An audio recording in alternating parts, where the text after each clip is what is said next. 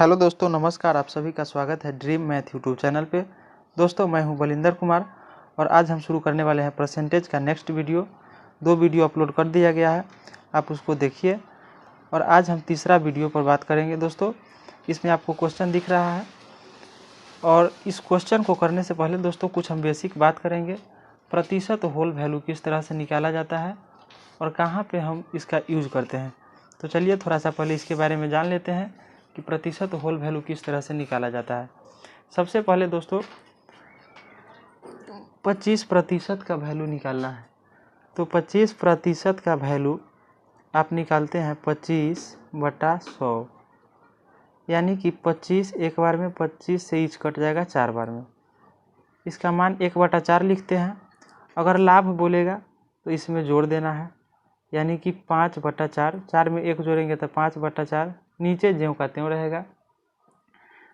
उसके बाद अगर हानि बोलता तो इसी 4 में से 1 घटा लेते और लिखते 3/4। ठीक है, तो क्वेश्चन करेंगे, उसके बाद समझ में आएगा। अगर मान लीजिए कि कब हमको उल्टा गुना करना है, कब हमको सीधा गुना करना है। मान लीजिए कि कभी आपको क्रयमूल पता है और विक्रयमूल पता करना हो। क्रयमूल पता है और विक्रयमूल अगर क्रयमूल आप जानते हैं और विक्रयमूल पता करना हो, तो अगर आप क्रयमूल से विक्रयमूल पर जाते हैं, ठीक है, जैसे कि आप ABCD लिखते हैं दोस्तों, ABCDEF, इस तरह से आप Z तक STUVWXYZ यहाँ तक जाते हैं। तो अगर C ABCD में पहले है S से, तो C से आपको समझना है CP यानी कि कॉस्ट प्राइस। S से समझना है सेलिंग प्राइस यानी कि विक्रय मूल्य। तो अगर C से आप S पर जा रहे हैं तो आपको सीधा जाना होगा, तब तो आपको S मिलेगा। C से अगर जाते हैं सीधे तो S मिलेगा। अगर हम S पे खड़े हैं और C पे आना है तो आपको उल्टा आना होगा, उल्टा आना होगा। तो चलिए क्वेश्चन करते हैं, आपको सारी बात समझ में आएगा कि कहाँ पे सीधा गुना करना है और कहाँ पे उल्टा गुना होता है होल वैल्यू का। दोस्तों, एक क्वेश्चन है, इसको देखिए कि 80 रुपया में खरीद कर एक वस्तु को 25% लाभ पर बेचने से विक्रय मूल्य क्या प्राप्त होगा। कह रहा है कि कोई सामान जो है 80 रुपया में खरीदा गया है और उस पर 25% लाभ भी चाहता है, तो उसको कितना में बेचा जाए। दोस्तों, क्रय मूल्य 80 रुपया दिया हुआ है और 25% लाभ पर बोला है, तो सबसे पहले हम क्या करेंगे, 25% का मान निकालेंगे। 25% का मान 1/4 हुआ, 1/4 हुआ और लाभ बोला है तो इसमें जोड़ लेंगे, यानी कि 5/4 हुआ और 5/4 से गुना कर देंगे तो हमको विक्रय मूल्य पता चल जाएगा। 5/4 से गुना क्यों किए, क्योंकि हमें विक्रय मूल्य पता करना है। क्रय मूल्य पता है और विक्रय मूल्य पता करना हुआ है। चलिए अगला क्वेश्चन देखते हैं। आगे क्वेश्चन है कि एक रेडियो को 500 में खरीद कर 12% लाभ पर बेचने से विक्रय मूल्य क्या प्राप्त होगा। दोस्तों, किसी रेडियो का दाम जो है 500 रुपया है, CP 500 हमको पता है और कहता है कि 12% लाभ पर बेचने से विक्रय मूल्य क्या प्राप्त होगा। तो सबसे पहले हम क्या करेंगे, 12% का मान निकालेंगे। तो 12% का मान हम निकालेंगे 12/100, 12/100। अब देखिए 2 से काटिए 6 बार में, 2 से 50 बार में, फिर 2 से कटेगा 3 बार में, फिर 2 से कटेगा 25 बार में, यानी कि इसका वैल्यू जो हुआ 12% का 3/25 हुआ। चलिए अब समझते हैं, लाभ पर बोला है दोस्तों, तो लाभ बोला है तो इसका होल वैल्यू हम जोड़ के निकालेंगे, यानी कि 25 और 3 कितना हो जाएगा, 28/5, 28/5 हुआ। अब इसमें हमको सीधा जाना है क्योंकि S पर जाना है, विक्रय मूल्य पूछा है ना, तो विक्रय मूल्य पूछा है तो होल वैल्यू का सीधा गुना करेंगे, तब तो हम S पर जाएंगे। हमको क्रय मूल्य पता है और विक्रय मूल्य पता करना है, तो होल वैल्यू का सीधा गुना, यानी कि 28/5, 25 होगा, 25 है ना, तो 28/25 से हम गुना करेंगे। चलिए अब इसको काटिए, 25 से 2 बार में 25 दूना 50 और 0, एक 0 बचा हुआ है तो 0 लगा दिए और 20 गुने 28 कीजिए, 20 गुने 28, 20 गुने 28 आप करते हैं तो आपका आंसर होगा 20 गुने 28 करके देखिए दोस्तों, 20 गुने 28 इधर हम रफ में कर लेते हैं, 20 गुने 28 यानी कि आपका हो जाएगा 20 गुने 28, 0 8 दूना 16, 0 2 दूना 4, 2 दूना 4, यानी कि आपका विक्रय मूल्य जो होगा 560 रुपया हो जाएगा। चलिए आगे देखते हैं कि एक टेबल को 800 में खरीदा गया है, एक टेबल को 800 में खरीदा गया है, तो 8% हानि पर इसका विक्रय मूल्य क्या होगा। एक टेबल को 800 में खरीदा गया है, हमको क्रय मूल्य पता है कि इसको 800 में खरीदा गया है और 8% हानि पर बेचना चाहता है। 8% हानि पर बेचना चाहता है तो सबसे पहले 8% का मान निकाल लीजिए। तो 8% का मान अगर हम निकालते हैं तो 8/100, क्योंकि प्रतिशत है तो बटा में 100 आएगा। 4 से 2 बार में और 4 से 25 बार में, अब तो नहीं कटेगा, यानी कि 8% का वैल्यू जो हुआ 2/25 हुआ। अब हानि पर बेचना है तब इसको घटा के हम होल वैल्यू निकालेंगे। लाभ था तो जोड़ते थे, अब हानि पर पूछा है तो घटाएंगे। तो 25 में से 2 को घटाएंगे तो हो जाएगा 23 और 23/25। नीचे वाला ज्यों का त्यों रहेगा, ठीक है, नीचे वाला ज्यों का त्यों रहेगा। अच्छा सुनिए, अब बोला है कि 8% हानि पर इसका विक्रय मूल्य बताएं। तब विक्रय मूल्य हमको पता करना है, क्रय मूल्य पता है, यानी कि होल वैल्यू का सीधा गुना होगा। यानी कि इसको हम गुना करेंगे 23/25 से। अब चलिए 5 से काटिए 5×25 और 5 से इसको काटिए, 5 से एक बार में हो जाए कटेगा, 3 बचा, 5×6 30, 30 और 0 160 बार में काटा। अब फिर 5 से काटिए, 5 3 15, 1 शेष बचा, 5 दूना 10, 32 बार में काटा।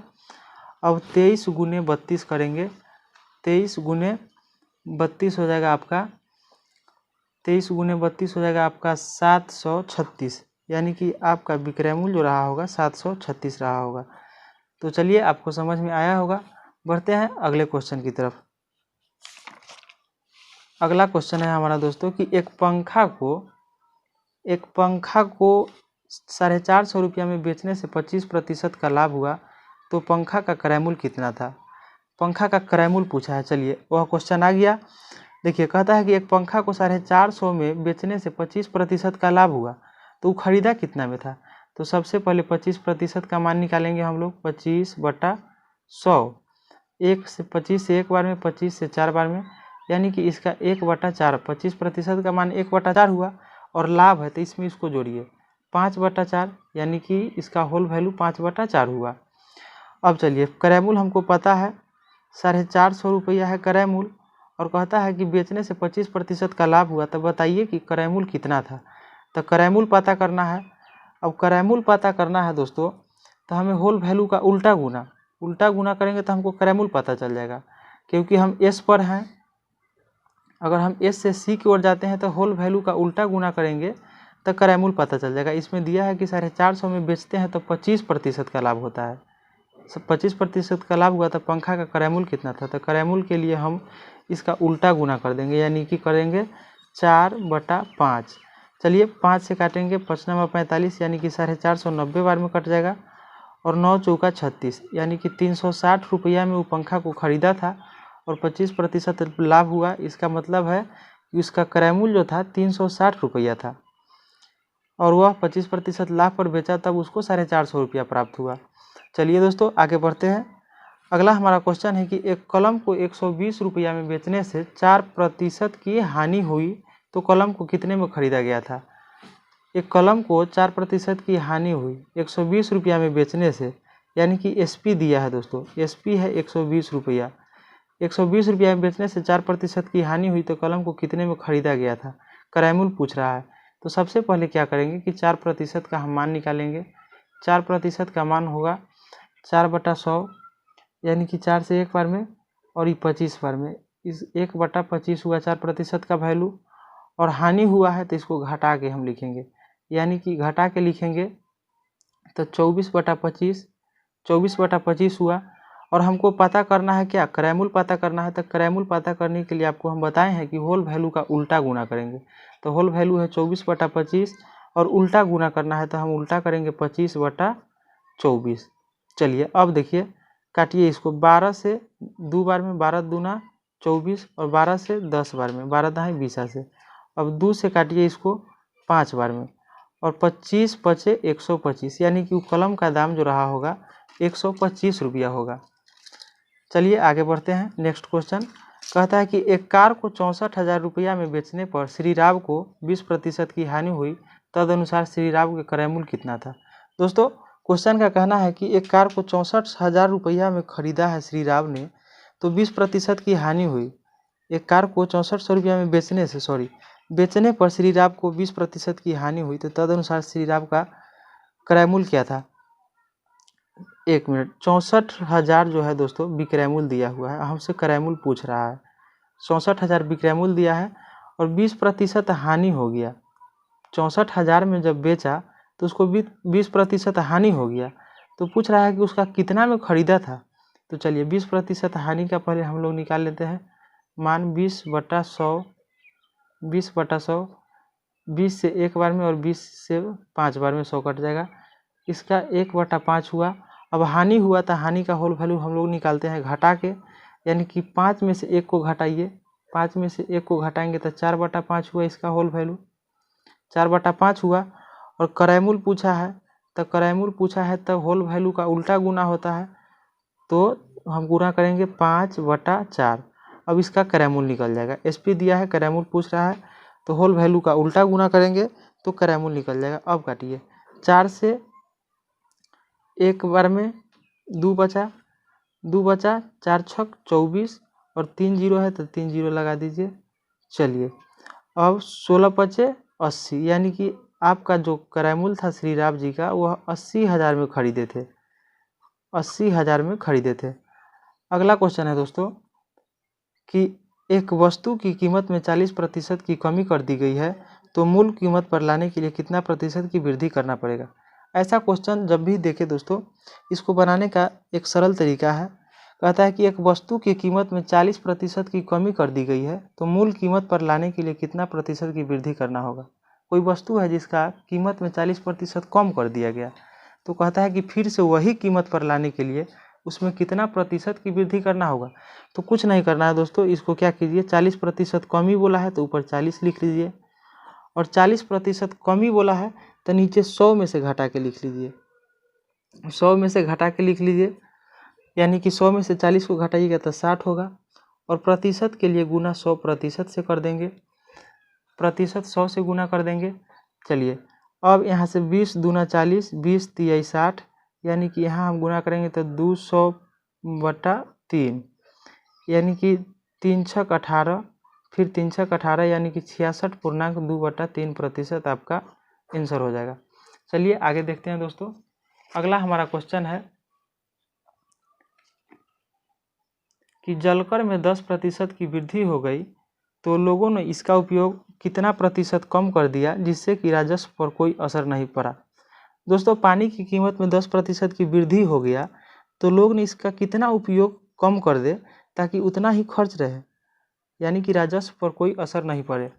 तो 10% की वृद्धि हुआ है ना, तो 10% को वृद्धि है तो 10 ऊपर लिख लीजिए, और 10% की वृद्धि बोला है तो 100 में 10 जोड़ दीजिए, यानी कि 110, और प्रतिशत से लिए गुना 100% से कर दीजिए। अब चलिए 0 से जीरो कैंसिल हो गया, अब हो जाएगा 100/11, 11 9 99, यानी कि 9.1/11%, यानी कि 9.1/11% उसको कमी करना होगा।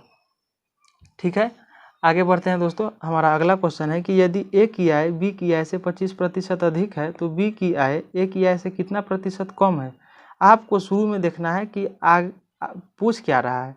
इसमें 25% अधिक बोला है कि यदि ए की आय जो है बी की आय से 25% अधिक है, तो ऊपर लिख लीजिए 25, और अधिक बोला है तो नीचे जोड़ के लिखिए 100 में, यानी कि 125, और प्रतिशत के लिए गुना 100% से हम लोग करते हैं।